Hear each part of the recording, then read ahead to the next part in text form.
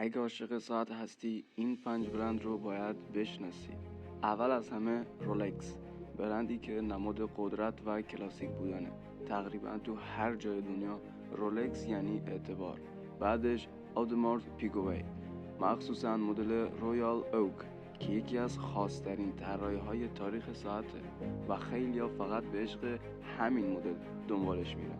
سوم پاتک فیلیپ، برندی که خیلی‌ها میگن ساعت‌هاش فقط یک خرید نیست، یک سرمایه‌گذاریه، چون ارزششون سالها حفظ میشه. چهارم ریچارد میل، ساعتی که شبیه تکنولوژی آینده است، فوق سبک، فوق گران و مورد علاقه ورزشکارها و سلبریتی‌ها و اما شاهکار دنیا گلوبال فارسی، جایی که ساعت فقط یک وسیله نیست، یک اثر هنریه. هر مدلش مثل یک پروژه مهندسیه که ماه‌ها زمان میبره.